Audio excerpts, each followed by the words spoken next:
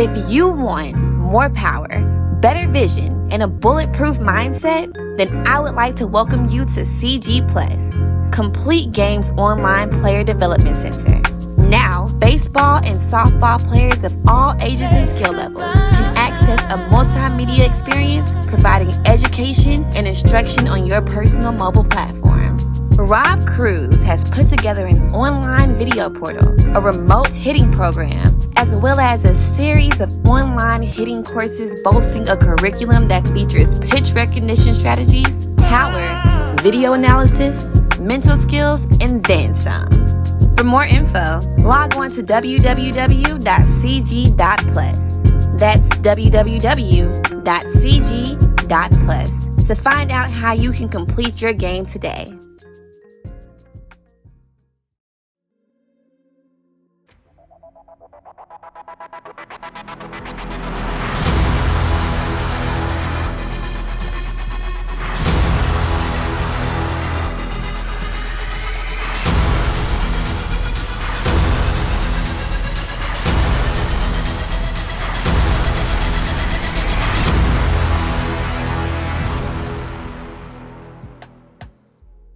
All right, what's up, everybody? Welcome to the Transcending Sport Podcast. I'm your host, Rob Cruz. My guest is Jim Beadle from 4D Motion.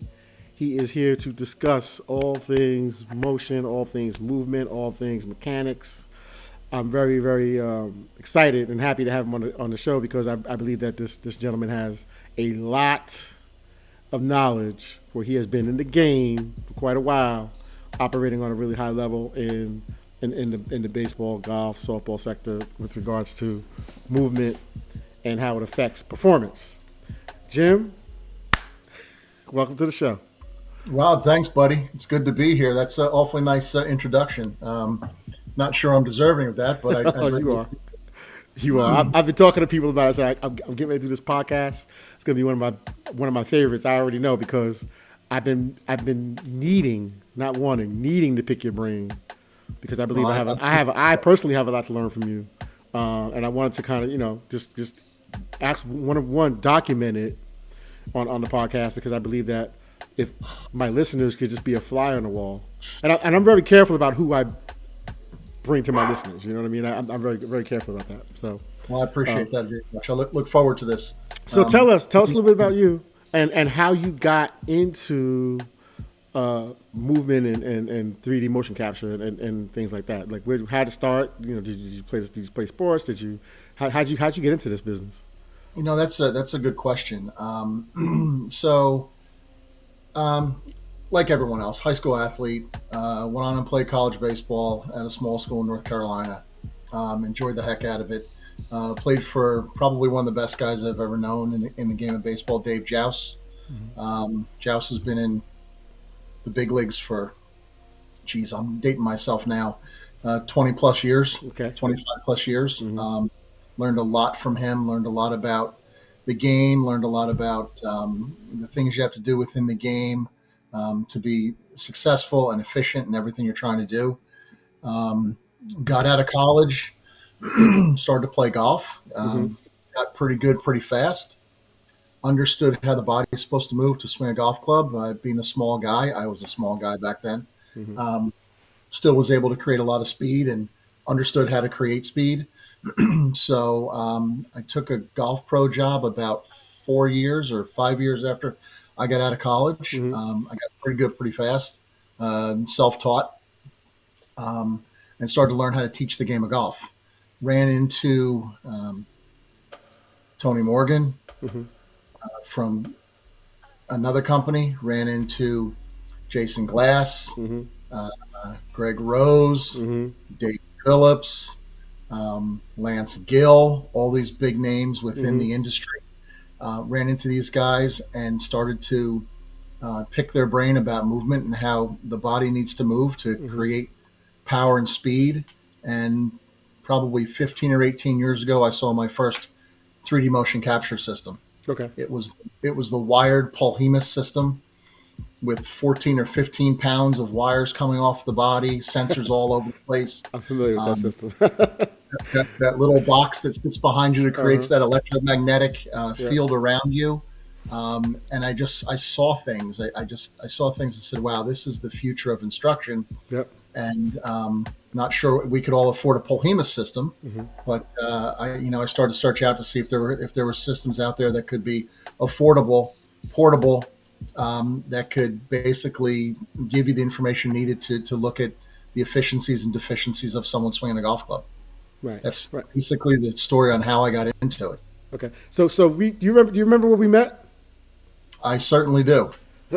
So it was the TPI cert. I was going there from over here in Jersey, and I'm like captivated by all the knowledge in the room, and it changed my perspective. Like just being able to get with people who had receipts with regards to players at really high levels, and mostly the game of golf. But a lot of it is translatable, and I want to talk about that a little bit today too. And I was captivated by the amount of knowledge and information in the room. But I knew that I would be able. I know me, and I knew that I would be able to get, even though it was a golf-centered forum. I knew that I would be able to take the information and transfer it or translate it into softball and baseball, which is what I do. And so I agree with that 100%. 100%. So for you, coming from the golf perspective, but you played the game of baseball, how were you able to? So what are some of the things that are similar? Just let us know, like what, because people look at golf, and golf is the father of, in terms of in my opinion, technology and technology and its implementation. In terms of how we assess our athletes, golf has taken the lead, has been the leader, probably will continue to be the leader, and how have you been able to parlay that into the baseball softball area? Well, I think you're right by saying golf is the father or the grandfather of technology and instruction in sports. I think the reason for that is you're working one-on-one with an athlete. I'm a coach. I have an hour or 2 hours with a student, and I'm going to instruct them and do the things that I need necessary to help them and put them on a path to success. So it's easy for me to walk them through a TPI physical screen. It's easy for me to collect 3D data on them. It's easy for me to get video. It's easy for me to get force plate information, TrackMan information, ball flight. Because it's a one-on-one situation. When we start to work with baseball and softball academies and coaches and players of that sort, it's a little bit different. We have groups of people, so I think it's much easier for the golf coach to do the things that he needs to do, and use the technology and test the technology. And I think once it becomes something that becomes mainstream, I think that's when the baseball and softball fields get into it. And I think this is the time that they're getting into it. Major League Baseball's been into 3D mocap for probably 5 years now. And when they go after something, they go after something really hard. So, I think that starting out in golf gave me the ability to learn all these technologies, the body to the pressure to the club to the ball data, and it was very easily transferable into baseball, because listen, we all know that it's the same motions, just on a different plane.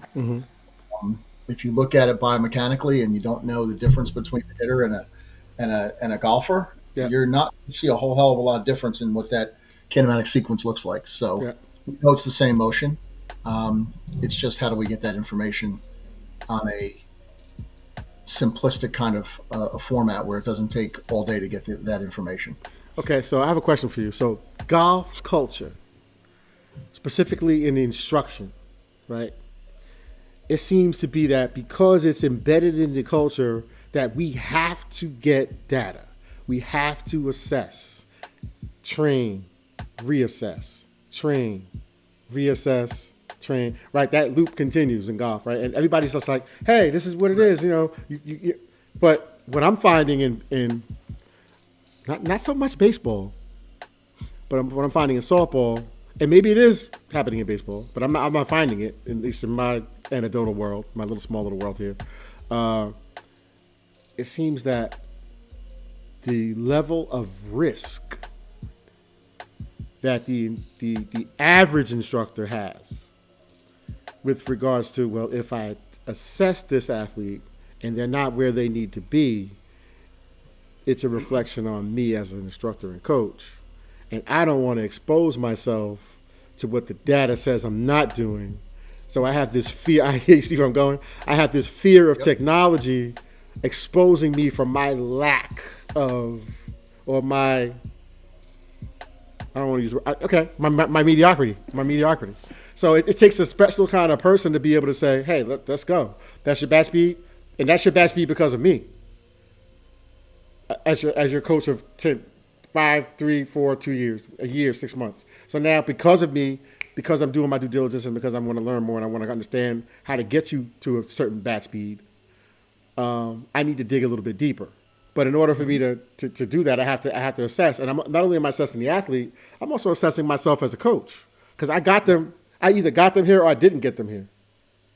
So why is the golf culture so open about, here I am, world, here's my data on the players that I'm working with, but why are we in baseball and softball so apprehensive? And so I don't want technology to tell me what to do. I wouldn't say that golf coaches are completely open to it. Yep. I think that your world is the batted ball world, and you see those guys. You don't see all of the golf pros that are very against having others help them in gathering information or working with a player. That being said, I have a very good friend of mine. His name is Scott Reel. Mm-hmm. Scott got his start out at Parisi Sports Performance. Yep. Ended up being the head strength and conditioning coach on the PGA Tour for 13 or 14 years. So when Tiger was Tiger back in 2000, the PGA Tour came to Tiger and said, hey, what do you want? You've brought us all this money. What do you want? Tiger said, I want golfers to be considered athletes. They said, done. They went out the next day and bought 2 tractor trailers that open up to about 600 square feet, a tractor trailer, and filled it with fitness, functional movement equipment, chiropractic stuff. So they have a bunch of different trailers on tour. So the golf coach that is brilliant, I think, is the golf coach who can stay in his lane. And I mean that by, he teaches golf. He doesn't teach functional movement. He doesn't assess athletes. Lance Gill is working with a great golf pro down in Jupiter, Florida now by the name of Jason Bale. He and Jason have this team approach where Lance does the body, Jason does the instruction, and it's a great approach. I had Scott Reel as my strength and conditioning coach. He would do all the physical assessments. I would do all the biomechanical and the teaching. We had another doctor who did podiatry. So if this player had poor foot function, we would send them to her. She would look, and she had given many of my players orthotics, sports orthotics. We had a nutritionist and a massage therapist, and just these people that we could call on at a moment's notice, and help in the team approach of making a player better. I think as baseball instructors and softball instructors understand that, I think they're going to be able to make their athletes better, faster, and have a more permanent effect on that athlete. You don't have to do it all, Rob. You're on mute. That has been my experience.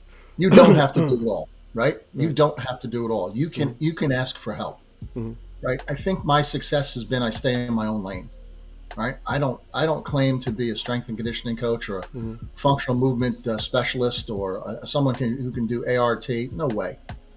I can look at biomechanical data. I can tell you what's wrong. I can teach you how to move your stick better. But I'm not gonna tell you because I see limited hip function in the internal rotation of the trail hip joint. I'm not going to say because I see that being limited that I can fix it, because I don't have that kind of degree. Okay, so let me just say this. Let me say this, and I know we have lanes, right? Everybody has lanes. Yep. Being able to utilizing the technology in conjunction with the screen. Mm-hmm. You don't need a PhD or whatever. You don't need that for that. You can learn that. You can learn that. For some people, it might be a little bit intimidating because, oh my God, these big words and these are these medical, science, biology terms. Oh my goodness, and that's not for everyone. Correct. But what I believe that, there's swing coaches and then there's hitting coaches. Mm-hmm. They're not the same. Nope. I believe that both are necessary. Yep. And I think that we once we start to educate people, and part of the reason why I wanted to have you on is because I believe that if we can educate the softball world and the baseball world more, they'll be more open to receiving what technology can bring. So my experience has been, I've had so much success in how fast I'm able to identify things that I would not be able to identify because of 3D motion capture. Yeah, 100%. There's no way that I can see this on a video. I don't care how many frames per second you slow it down. There's no way I'll be able to determine the things that I'm able to determine. There's no way that I would be able to identify these things as fast. And Correct. In the lesson, live, be able to say, let's pivot. This is what I just saw. Let's try this. Correct. 100%. I agree with you 100%. And I think as the swing coach and the hitting coach start to learn how technology can help them, I think it enables them the ability to, as you said, identify a situation or a deficiency quickly, fix that deficiency quickly, and make it a more permanent solution and fix instead of basically throwing a drill against the wall and seeing if it works. Okay, that drill doesn't work. Next week we'll try this drill. Week after we'll try this drill. Your eyes can only see so much. Video can only see so much. But 3D is going to tell you what's happening and when it's happening. Is it efficient? Is it deficient? And if it is, where's the issue? Like, you can take a video on, I don't care how many frames per second, and you can look at the hip joint and you can go, okay, is he rotating? He looks like he's moving into that hip joint, but how much? I put on 3D and I can tell you it's 27 degrees.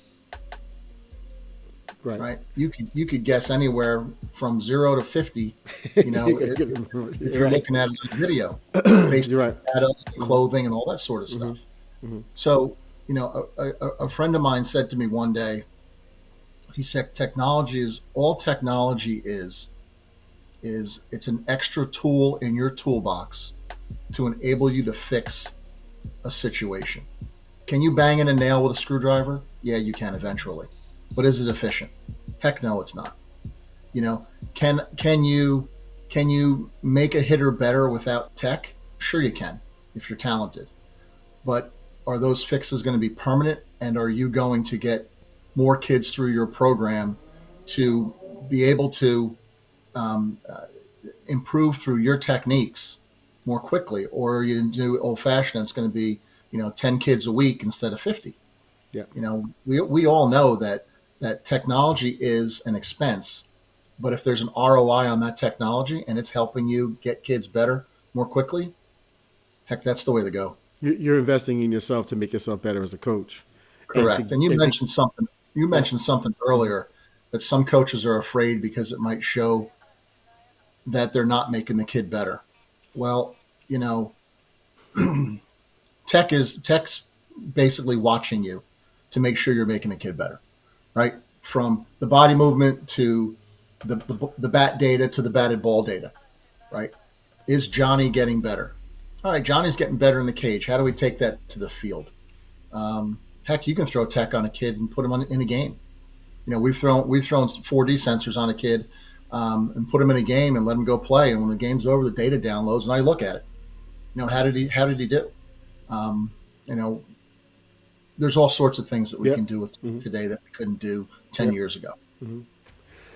So I'm finding, as I work closely with specific colleges and universities who have bought into the idea that this technology can help them, because as former players, most of these college coaches they get it. They're intrigued by it. They see that Major League Baseball has adopted a lot of this stuff, and they think that, if Major League Baseball has adopted it, then it must be something that I should at least take a look at, minimum, Yes. right? Because Correct. they have a certain level of credibility, right? And then I'm taking a look at this stuff, but within the culture and of what I'm doing at the collegiate level, in terms of limited hours to practice, limited staff, limited resources to even pay staff to do that. And then the number one resource is knowledge, in my opinion. Finding the people who have the ability to do this the way that I need it done. And that's looking at all technology, not just 3D motion capture, because 3D motion capture works with batted ball data, pre-contact data, and if you look at all three, it tells a story I agree. for each individual athlete once you start to dig. So what I'm finding is the time management piece, the time as a resource. Yep. And the amount of time it takes. So big thing for me when I'm working with groups and working in whether it's a group of 4, a group of 6, a group of 8, just to cut it up a little bit, because you can't look at the whole team and say, I got 24 players. Yeah, but you got 4 players on Monday, 4 players on Tuesday, 4 players on Wednesday, 4 players on Thursday. Now you just got 16 players done in a week. Yep.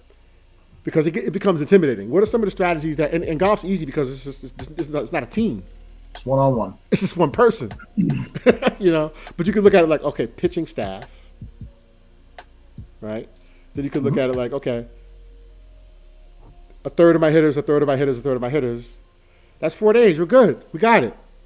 Yeah, if you break your team up, if we just talk about the position players, right? There's 12 to 15 on a college softball team. So let's call it 15, right, on the high side. You do 3 kids a day. That's 5 days. Now you have data on every kid every week, and you can start to see trends. And trends in the game of softball and the game of baseball are huge. Trends could be, why does one athlete suffer mid-season, and why does one athlete not suffer mid-season? Is it travel? Is it diet? Is it in softball? Is it we can get into a lot of things in softball we can't get into other things, right? We can talk about menstrual cycles with females. Yeah. That has a lot to do with performance. Sure and does. if we can get data on these athletes on a weekly basis, think about what we can do with the trend lines. Think about what we can see in an athlete. And if we see that athlete 1 struggles after the weekend, well, what the heck are they doing on the weekend that makes them struggle beginning of the week when we have games? If athlete 2, struggles mid-weekend, what's going on? Like you said, it could be diet. Right. It could be sleep patterns. It could be anything. But if we can get information on these athletes, we can at least start to have educated guesses on what we're trying to do and how and why they're not at peak performance at certain times. And you hit on something, because I do my best thinking when I'm walking the dog. And I was walking the dog this morning, and I'm thinking about it. I'm listening to a podcast as I'm walking, and I remember when I coached travel baseball in like 02, 03, 04, 05, back in those days. Yep. And I remember coming to the realization that I should probably allow my game 2 pitcher, like if we got an 8 o'clock game, my game 2 pitcher and my game 3 pitcher, why am I waking them up at 6? Right. To sit there and to be sit sluggish. there to be and tired be sluggish until 11. Until 11. Oh, exactly. That would be so stupid, to put it blunt. But we as coaches want the entire team there. Why? Cheering your kids on. No, I get it. Why? I don't need extra cheerleaders. I need that guy. I need my game 2 pitcher, if there's a game 2,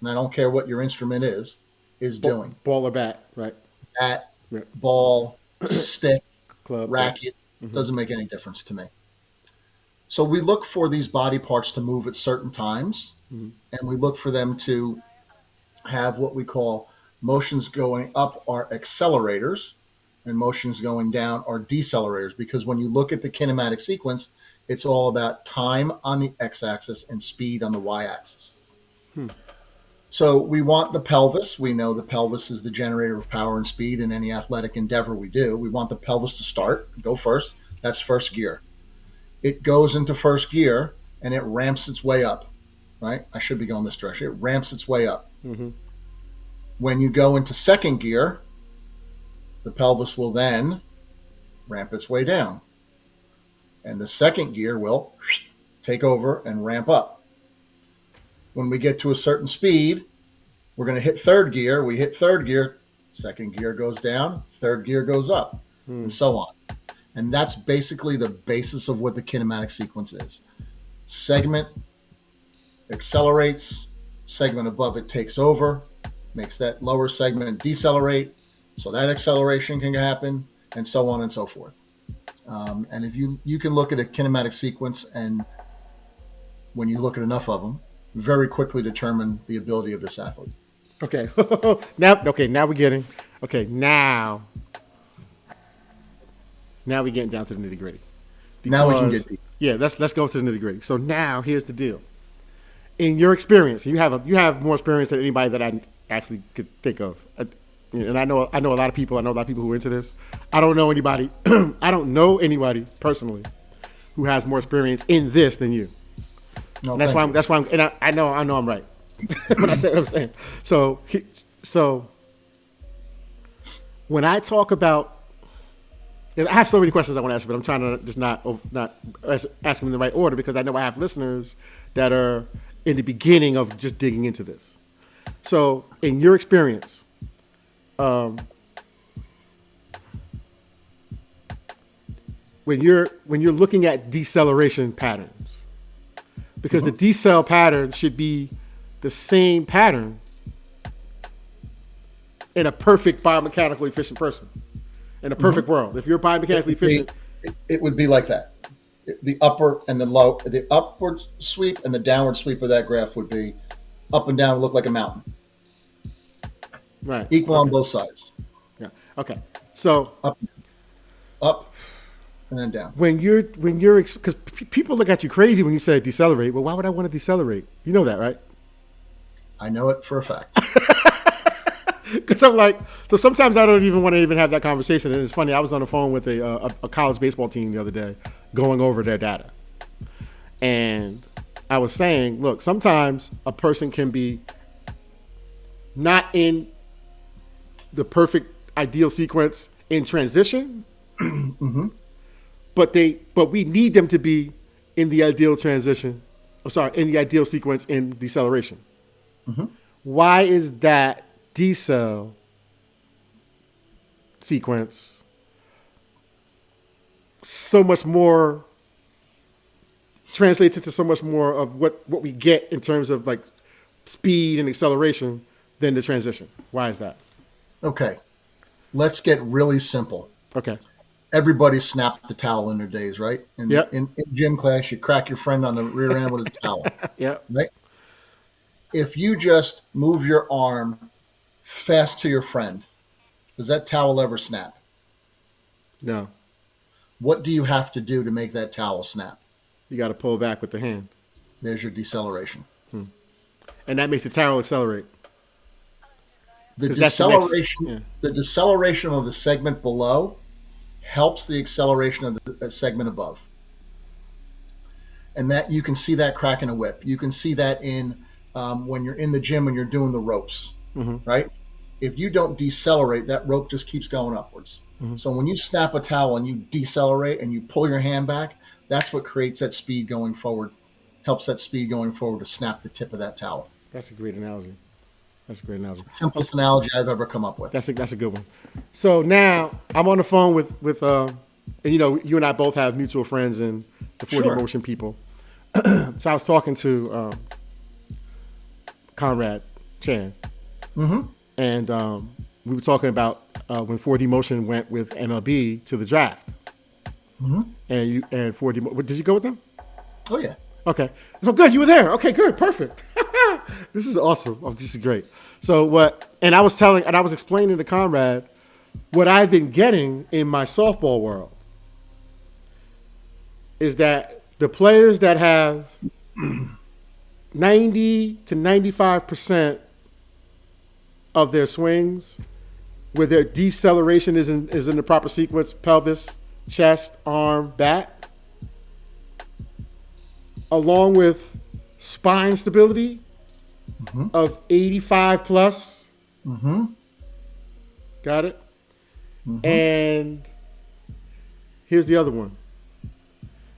If the pelvis, and so those two things were like the common denominators for players who were really moving the bat really well.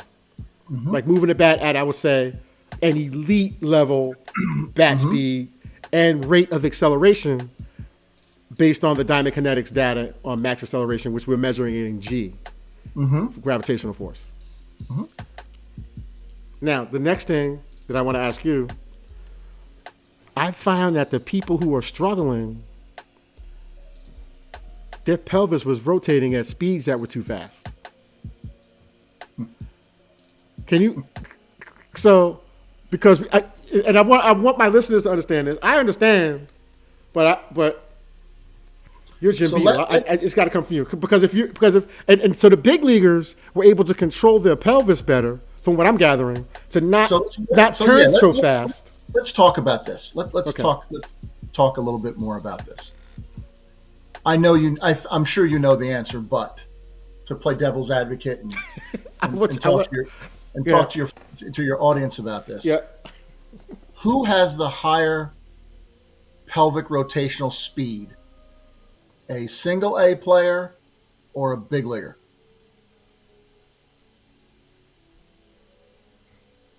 Probably a single A player.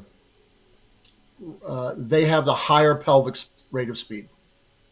And why is that? Because they're trying to fire everything. Because they're trying to fire too hard. Right. And they're not allowing themselves to build. Yep. So a big league baseball player builds power and speed like a wave, right? A wave starts really small and slow, and then it builds as it gets closer to shore and builds and builds and builds until it crashes. So you'll have a single A player that rotates his pelvis. It's, let's say, 750 degrees, 800 degrees per second. Yep. But then the chest is only moving 1,000 degrees per second. So that transfer of energy, he has slowed down. Basically, in my eyes, he's slowing down moving into the bat. So the bat doesn't get to the speed that it should. A big league baseball player will move his pelvis at, let's say, 500 degrees per second, but then move his chest at 800 degrees per second, and he's getting faster. Oh, my God. And then the chest to the arm is from, let's go 800 degrees per second to 1,200 degrees per second. Mm-hmm. He's building again, and then it's out to the bat at 2,400. Bingo. And you're looking at a minor leaguer who moves it 50% faster than the big league player in the pelvic speed and has a bat that is 30% slower. Okay, pause for a second. And they're pause for 1 second. I need everybody to understand what Jimmy Beadle just said. I need you to understand what he said, because we have to understand that 80%, 90% pelvic control that leads to a bigger build later on in the sequence. We can't come out of the gate at 800 degrees per second with the pelvis, even though we can. We shouldn't, because the build-up, the improvement in the transfer of power doesn't happen the way we need it to happen when it gets to the bat. And the bat's the most important part of it, because that's what's striking the ball. You got that right. That was a lot. You'll look at a decel pattern. A kid will come out of the gate like this, Rob, right? Yeah. He'll come out firing heavy. And then when he hits his decel, he'll decel like this. Mm-hmm. Mm-hmm. He won't go bam. It won't go up and down. It'll go up and then kind of level off and then slowly go down. So a lot of that has to do with pelvic control. A lot of that has to do with glute strength. A lot of that has to do with oblique abdominal strength, not your six pack, right? Mm-hmm. Your good hitters have a one. Your good hitters have a 1-pack, right? Mm-hmm. They don't need a 6-pack. They can have a 1-pack, but it's the oblique abdominals that control that rotation of that body. And yeah, if we can teach these kids to control their lower half, they're gonna be a whole heck of a lot better. Because number one, when you rotate that fast, you're going to over-rotate at contact, right? Yep. So now how do I control the outer third of the plate if I'm at 110 degrees of pelvic rotation at contact? I can't. Can't do it. That's when the kids have to jump all over the plate. They get really up and in on the plate, and now they can't control the inner third. So it's a lot of it. A lot of it has to do with mechanics, then into approach. And put those two things together, your hitting coach and your swing coach, and we can develop a good hitter. But there's certain things that have to happen, and firing fast out of the gate's not one of them. So I've been working and toying with different ideas to help me to add more context to my data, because unlike golf, a batted ball is not usually going to be in the same spot every time we swing. So correct. if I have a low and in pitch versus a high and out pitch, my swing is going to be significantly different. My swing, it may even affect, to some degree, for some people, a difference in how my sequence might happen. Possibly. Right. So when I'm doing the assessment, I can see that there's a difference, even if I don't want it to be a difference. Right. So what I try to do is I try to tag all the outside pitch swings and get some data from that, and then I'll say, hey, let me tag the inside pitch swings, and I want to see what the differences are, if there are any. And there probably will be, in terms of spine tilt and things like that, and being able to create that vertical bat angle on the inside pitches. That's going to be a 40-degree difference in vertical bat angle on an outside pitch.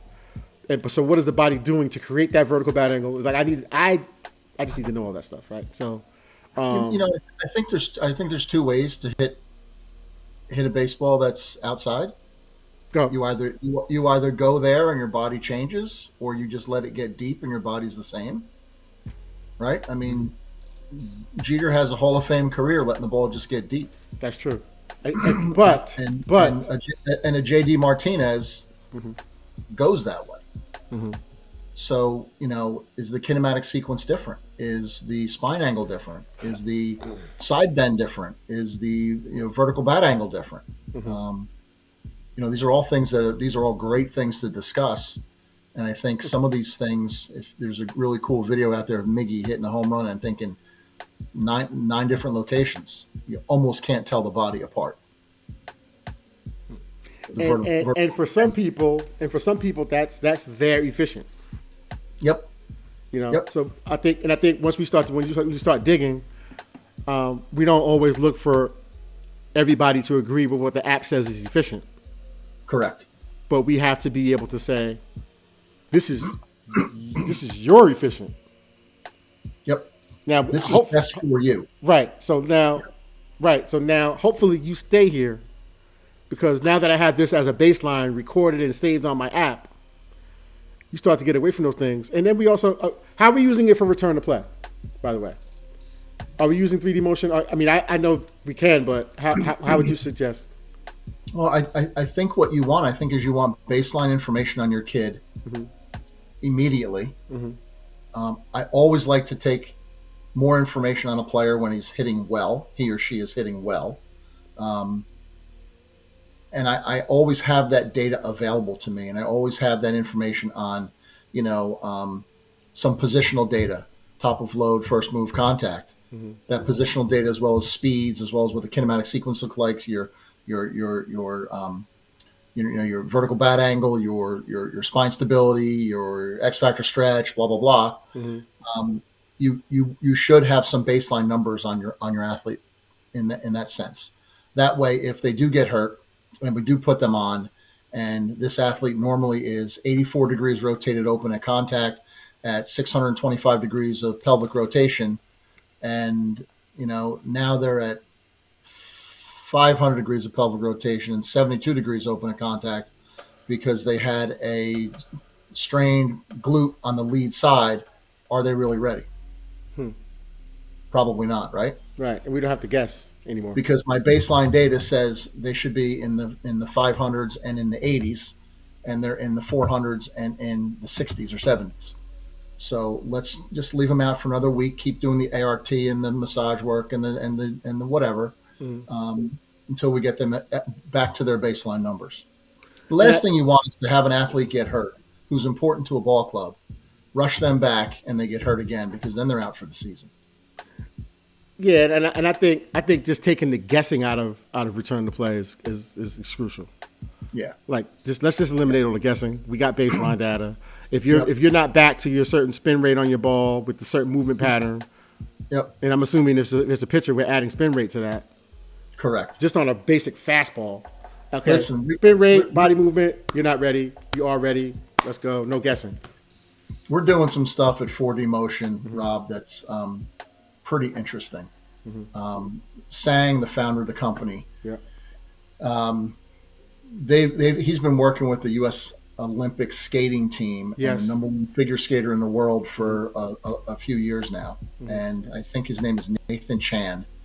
And Nathan uses our product for load management because these kids, the amount of stress they put on their body doing these jumps. I mean, he's spinning 4 or 5 times in the air on a knife, right? He gets to a certain load, and again, this goes with sleep and nutrition and all this other stuff, right?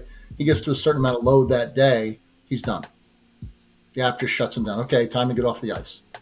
And it could be 24 jumps one day and 16 the next, who knows? But it's been really successful, and these are just some of the things that tech and data and company, companies like ours can help provide to coaches to get the best performance out of their athlete.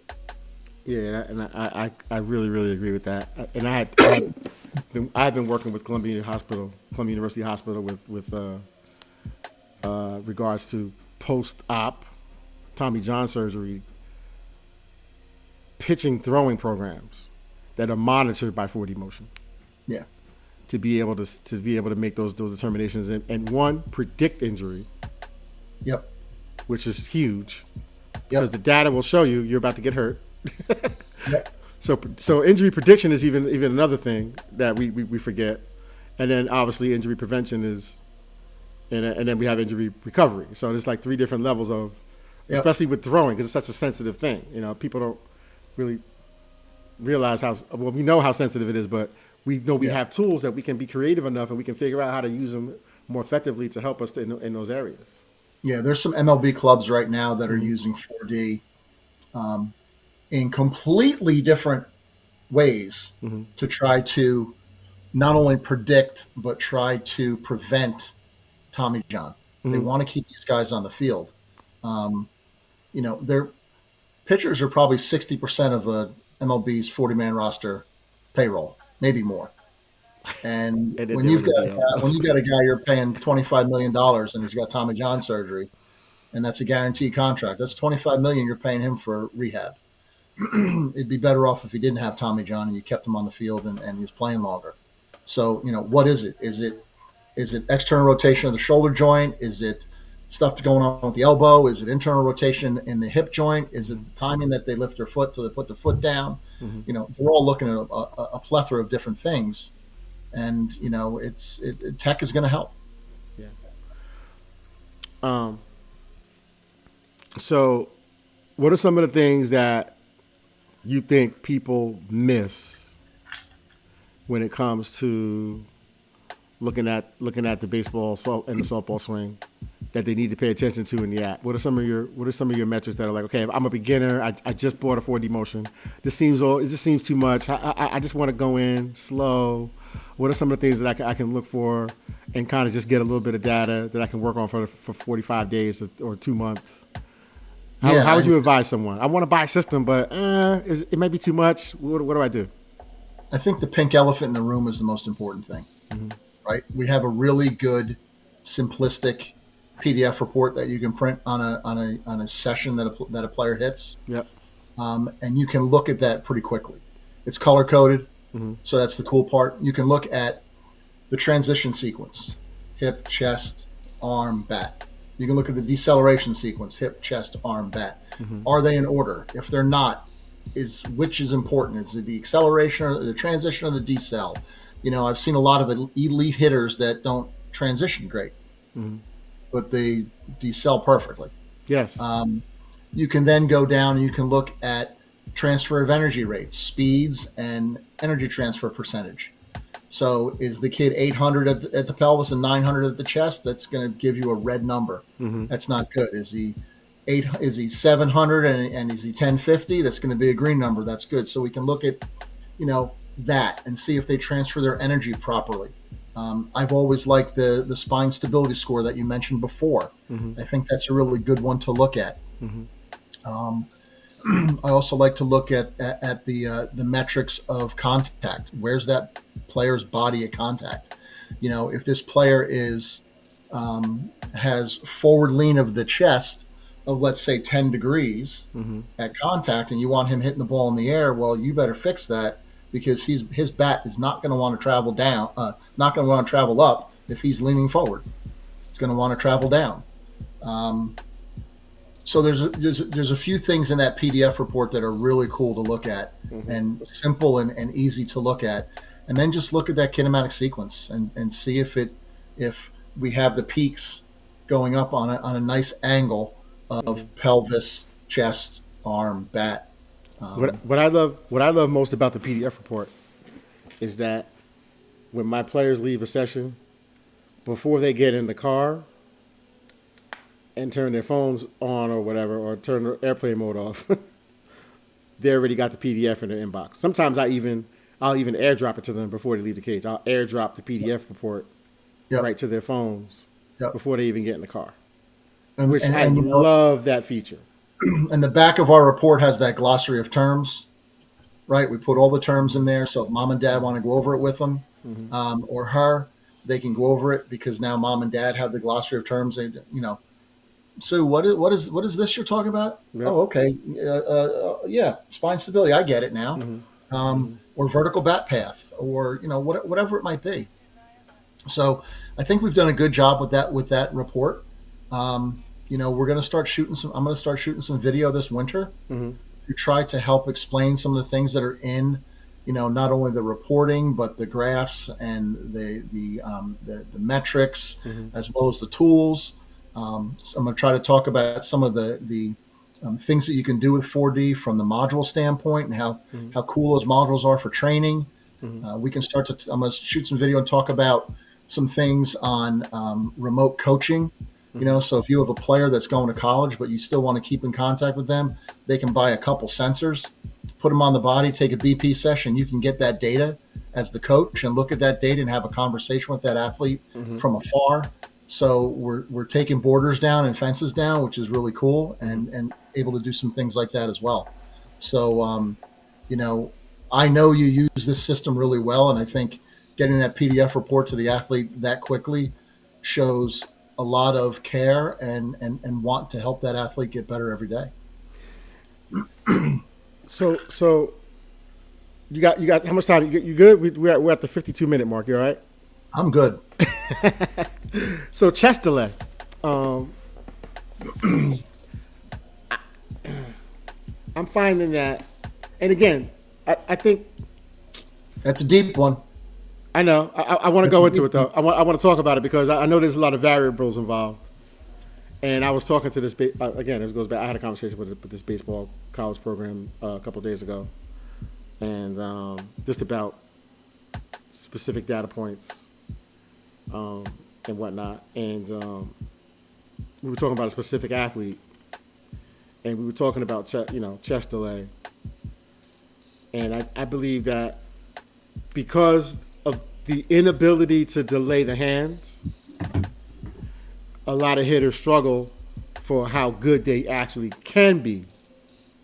And when I say how good they can be, meaning, because I judge how good you are based on the level of pitching you're facing, right? So the best pitching has the latest movement and or the fastest velocity. Mm-hmm. Right? That's the when you get to the more competitive the game, right? They hold that stretch longer. Right. They're able to right. So if I can delay my hands a little bit longer, and that's all. I think that's all tied into chest delay as well. Mm-hmm. But then you have different types of movers. You got tight movers and loose movers. Mm-hmm. So important in which mover you are to know how much chest delay you need to have. Correct. And this is what I told the coach on the team. Correct. And I just want to see how you felt about that. So that's why we can go back to the assessment portion of the whole thing. Yeah. By assessing your athlete, mm-hmm. putting them into 3 different buckets, mm-hmm. right? You have the hypermobile bucket, you have the middle of the road bucket, you have the tight bucket. And you have to look for data from them differently, and you have to train them differently. A hypermobile athlete, I'd never let stretch. Wait, say it again? Say that again? A hypermobile athlete, I would never let stretch. Stretch meaning what? In the weight, stretching, trying to get more limber. I want them in the weight room putting on mass. Got it. The tight mover, I want them to maintain. I don't want them to get any tighter. Mm-hmm. I not necessarily want them to get mobile, but I don't want them to get tighter. Mm-hmm. I believe that your middle of the road to your tighter guys can have more success on a more even keel than your hypermobile guys. Very few hypermobile athletes, hitters per se, very few hypermobile ones are like this during the course of the season. They're more like this, right? Hit 400 one month, hit 120 the next month. Mm-hmm. The power is there, I think, in the hypermobile athlete because their levers can get longer. The rubber bands are longer, but I think their decision making is not as good because they have to decide sooner. Mm-hmm. Because they, that big separation, yeah. Your tighter athlete, I think, can wait longer. I think they have better decision making. I think they have, lower swing and miss rates. So give us an example of in MLB because most people are familiar with MLB. We see it more. Give me an example of who a loose mover would be or hypermobile. Javi Baez. Okay. Loose. I've seen him. You watch him on TV because he was in New York last year. You watch him on TV quite a bit. And one of my friends plays for the Cubs, played with Javi, and you see him miss pitches by 6-7 feet. Right? The guy's bounced at 4 feet in front of home plate, and his head in left field. Yeah. Now, is Javi talented? Highly talented. Mm-hmm. Does Javi have power? Tons of power. But is the consistency there over the course of 162 games? Right. There's a lot of peak and valley. Tight guys, mm-hmm. tight movers, Trout. I was going to say Trout. Yep. As tight as they come. Mm-hmm. He's a football player that plays baseball that hits 300 every month. Yeah. Right? He's hit 10 home runs this month alone in the month of September. You can look at JD Martinez, another guy who just rakes, right? He just just constantly through the course of the season, he just keeps going. Mm-hmm. Alex Bregman's tight.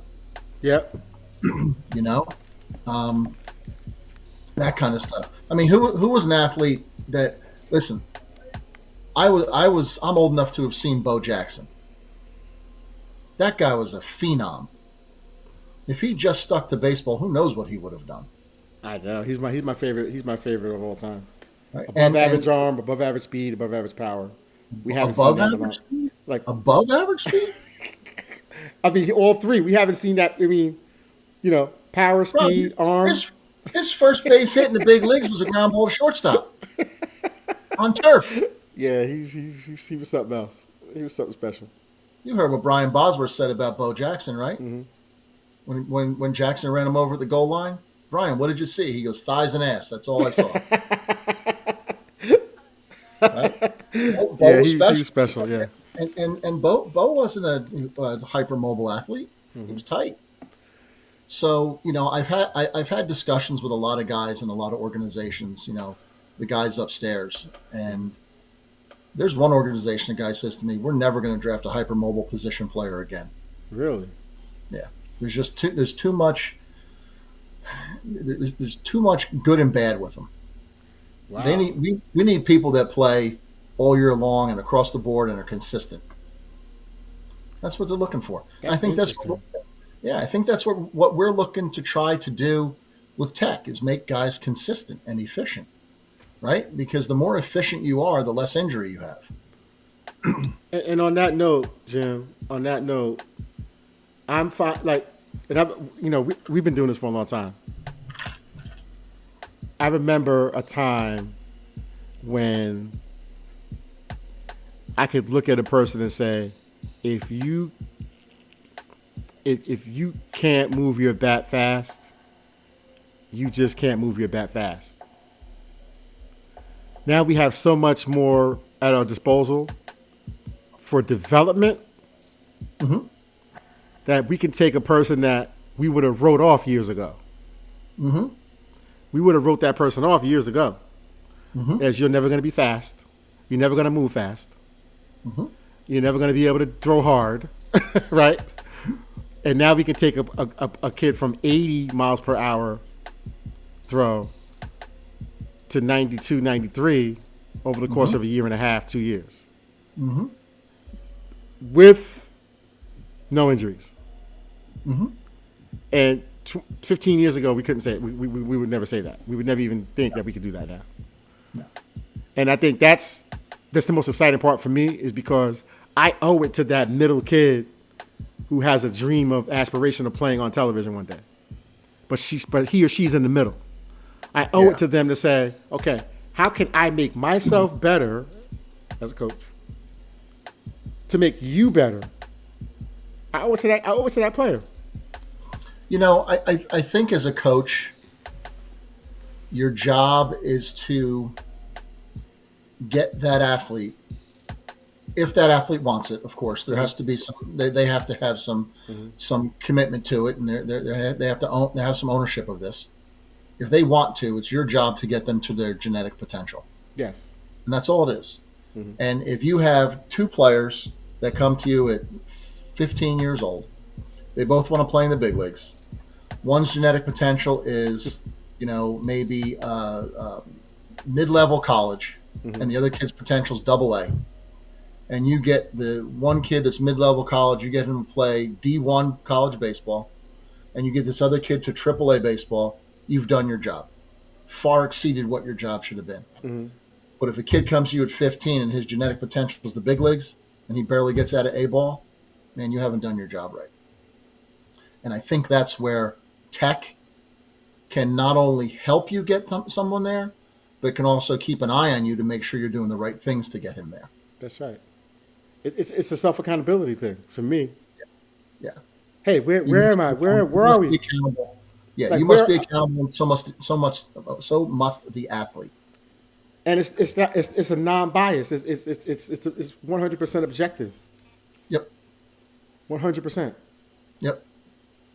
It's not giving you. It's not telling you that your teaching ideology is wrong. It's telling you that this kid's moving this way and this is deficient. Right.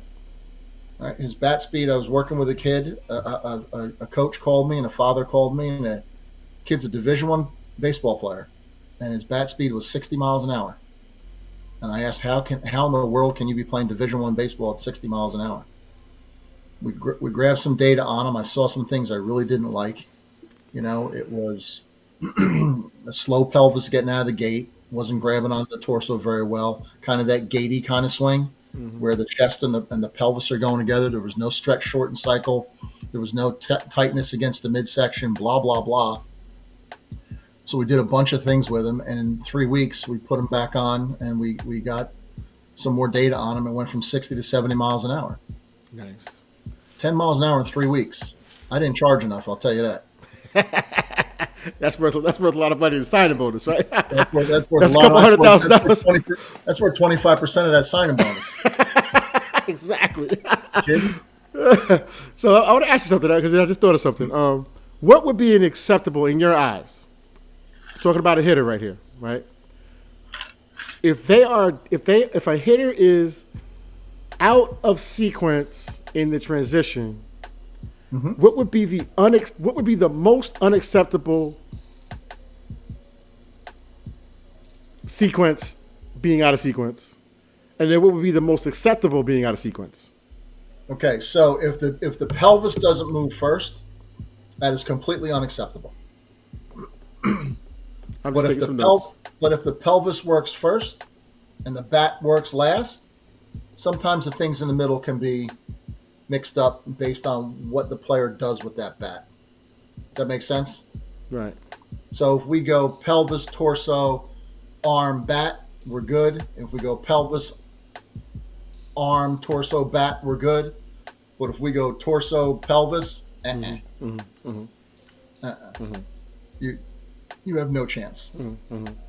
There are a lot of elite hitters that go pelvis, arm, torso, bat. I think that's the lay down of the bat. Trying to get it on plane early. That's this. Yeah. I think that's what happens with those guys. And I think because I feel like we have to begin to ask the right questions as an industry. Yes. You know. And if I can give you any word of advice, you got to start from the ground and work your way up. If your pelvic mechanics are good, if you load into your trail hip joint properly, if you have the tension in the glutes correctly, if you hit the ground at the right time, you're setting yourself up for success. You know, so many of these kids get these big high leg kicks and this huge negative motion of the pelvis back towards the catcher. They have no chance. None whatsoever. And I'm also finding that the popularity of the open stance has gotten, you know, and I'm it's no secret. I hate open stances. I don't think you can adjust with an open stance. Well, here let's rephrase that. If you land open, I don't think you can adjust. Okay. And if you land closed, you can adjust. I'm finding, and I agree with that. I'm finding that most people with open stances that I encounter don't get back to heel strike in a timely enough fashion where they can maximize the firing of the backside. I wish I had a bell. I'd go ding ding right now. It bothers me so much because I know it looks cool. It looks cool. You got the swag, but I'm telling you, I promise you, your exit velocity is suffering. Your exit velo is suffering. So I think they've gone from that huge negative motion where the belly button starts to point towards the catcher to this new open stance. They'll migrate back to square. Look what Alonso's done. What did Pete Alonso do later in the year? He actually closed his stance off even more, trying to work the baseball, right center as a right-handed hitter, and he's still hitting bombs to left field because he can now adjust better to the off-speed stuff because he faces more spinners in the National League than anybody else, right? And so he closed himself off. Just that little thing. My 10-year-old saw it. He goes, "Daddy, Pete's standing more closed." Interesting. I'm like, "Wow, you've been paying attention, buddy." So what are some of the things that you have? So if you had to give someone advice, okay, because here's what's happening. Here's what's happening right now in the world, right? We got all this success. We got all this we got all this tech. I got Diamond Kinetics. I got Rapsodo. I got hit tracks. I got 4D motion. I got all this stuff. And I'm getting all this data. And here's my question now. It's the biggest question that we have to ask ourselves when we have all this information in front of us. Now what? Now what? I got this info. Now what? Because that's what, 25% of it? Knowing is 25% of it. Now what? Two of those pieces of technology are results, and two of those pieces of technology are process. What is most important? Definitely if little process. Johnny has results in the cage and on the field, look at his process and see what he's doing well. If little Johnny's struggling on the field, look at his process. What is he doing poorly? That to me is what it's all about, right? Woo. Woo. Do I have a ding button on here? I think I got one. Hold on. Yeah. There That's it what it's all about. Right? Oh boy. Remember that mass plays, and don't get overexcited about a kid who is, 5'5" and 140 pounds playing Little League baseball. Because what's going to happen when the kid who was, 5 foot tall and 80 pounds is now 6'2" and 200, and he's still the same size? What's going to happen? So I think it's, if you can get your kids to love the game, be efficient in their motor patterns, and be successful on the field, they're going to want to get better. Yes, absolutely. Here, Absolutely. this is the biggest leg kick and pelvic turn I let my little guy have. And what I like about that is that he didn't go backwards. He went down into the heel with the kick. Bingo. That's it. Bingo. It He can't was get 10 any years more. old playing against 11 and 12-year-olds this year. Had some struggles starting because he's skinny. He's 4'11" and he's 80 pounds. Yeah. Right. And these kids were just blowing the bat out of his hands, and he got it. And he got it. And then when he played 10U All-Stars, the other kids are getting, in 6 or 7 games of All-Star games, the other kids are getting 1 or 2 hits total. He's getting 2 hits a game because he gets it and he understands these. There's so much bad information out there. One coach is telling him, don't put your foot down so early. One coach telling him, don't take a leg kick. I'm like, whoa, guys, time out. I got it. Right. Back off. Just let him go. I mean, his mechanics are really, really good, and he gets fouled up because, kids take everything in like a sponge. Mm-hmm. And, if you're not there watching over everything like a hawk, some coach is going to give them bad info. But they're volunteers, and I understand it, and it's great. But for me, he loaded his hip joint. He's not turning his pelvis back to the catcher. Mm-hmm. So now when he hits the ground, he hits closed, and now he has the ability to adjust in and out and hit the baseball. That's good stuff. Yeah, it's fun. So how do you feel about the front? So how do you feel about chest? So with chest pelvis with hip shoulder, and I'm going to use the word dissociation. Mm-hmm. You know why I'm using that word?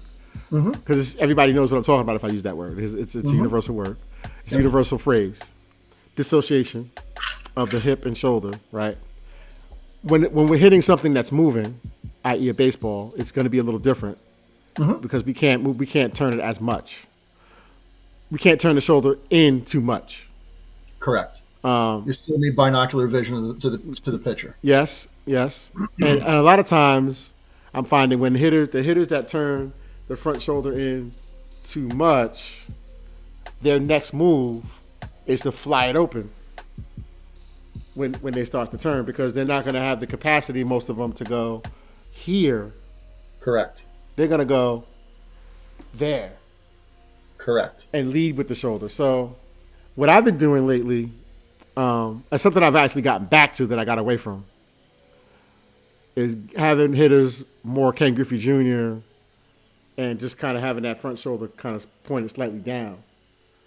And you'll see a lot of big leaguers do that. I like down. And I like down too, because when it comes time to adjusting to go oppo with late movement, I'm putting my hitters in a better position down as opposed to in. And I'm still getting dissociation, but it's just in a different way. You know what I mean? So then let's go back to our previous talk about hypermobility. Yep. Right? Yeah. Hypermobile is going to want to turn negative more because they still want to land closed. And that's the problem with the consistency. There you go. Bingo. Ring that bell again, brother. Bingo. Wow. Okay. Woo. This is good. So we got. Should do this. We should do this again. We got. You took the words out. You took the words out of my mouth. I was gonna say we got to do this. We got to do another. We got to do a part 2 and maybe a part 3 because it's too. I don't want to. I'll wear a different color shirt so I don't blend in with my wall. I'll probably just look like a head with a hat on. Nah, you good. You good. Maybe I can fix it. Maybe I can fix that in post. There you go. I'll see what I can do. But I really, really, really appreciate your time and coming on, because I believe that the people who are the leaders in the world of technology, specifically in sports and how we utilize it, and technology implementation, we got to get people more educated on it so that they can understand why they need it more. Yep. And how we can take the game to another level. Yep. Because it's just this is how it works. You know, there are certain people who just push the game forward and take the game forward in different ways. Yep. This happens to be technology. There's other ways to do it, but I think these conversations had to be had, and people need to be in on these conversations, because these are the conversations we have all the time, but nobody heard it. Nobody heard the conversation because it's just they was always sitting having a beer with three. Right, we're on the phone, but now I now we want to push this out to social and push this out over the internet and let people, open up their minds about different things and how they can become better coaches and how they can create better athletes. Let that information in. That's right. So this winter I plan on doing some educational videos and stuff. Okay. It would be an honor if you would come shoot some video with me for softball. Oh, heck yeah. All right. Say less. I'll be there. Deal. And now I'd be honored. I'm honored that you're asking. And I will tell you this. We'll do another one. We got to do another one in the month of October. Okay. As we go into winter and as fall ball starts to end and people start going into training, we should. I think we need to do another one so that people have some resources. Yep. To give them some guidance as they go into winter training, November, December, January, February. Yep. You know what I mean? So I was with a baseball organization the other day, working on 4D motion.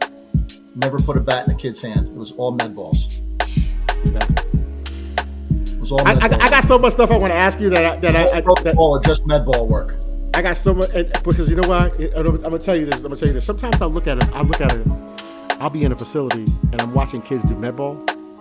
And I'm watching them do the med ball from certain postures. Mm-hmm. And I'm like, there's no way that's going to translate into anything that you do in sports. It's like a kid that uses a bat that's too long and too heavy. It's like, that doesn't even look athletic. What are we doing right now? Nope. Yeah, there's a lot of things that I don't go on social media to bash anybody. No. I think everybody has something good that they can bring to the table. Mm-hmm. Everybody. Mm-hmm. I just think we have to be very careful with the information that's put out there. I feel a responsibility to the information that I put out there to be the best to my knowledge. Mm-hmm. Because I'm not trying to make anything up. I just want to give as much info to folks as I can from the experiences that I've had. And I appreciate you for bringing me on, Rob, because I think this is going to help, and I think we can use this to help move tech forward in this space. I agree. I agree. So how can my listeners, if they want to reach out and get in contact with you or anything like that, how can they get in contact? Well, they can email me at jim@4dmotionsports.com. It would be the number 4, the letter D, motionsports.com, or info@4dmotionsports.com. Reach out. Any social, Twitter, anything like that? I have Jim Beadle 3D as my Instagram, and I don't do a lot on Twitter. Okay, fair enough. And I will have all that information in the show notes as well for those of you who are interested in it, in reaching out, saying hello, and whatever. Jim, again, great to have you on the show, and we'll do another one. We got to do another one quick too. Absolutely, Rob. Jim Beadle 3D is my Twitter handle, and let me just make sure I got the right thing for my Instagram, because some of us aren't the smartest cats. Yeah, it's Jim Beadle 3D for Instagram as well. All right, sounds good. All right, buddy. Listen, I appreciate you having me on. It's been a blast. Good to talk to you again, and let's do this again real soon. Absolutely. Thanks a lot again. We'll talk soon. Appreciate it. Be well. All right, bye-bye. What's up, everybody? This is Rob Cruz, and I'm going to let you know how you can get 15% off any purchases you make at diamondkinetics.com. Whether it's the DK Swing Tracker for baseball or softball, or the DK Pitch Tracker for baseball or softball, you will get 15% off by using the promo code ROBCRUZ. That's ROBCREWS at checkout. Check out diamondkinetics.com and get your 15% off today.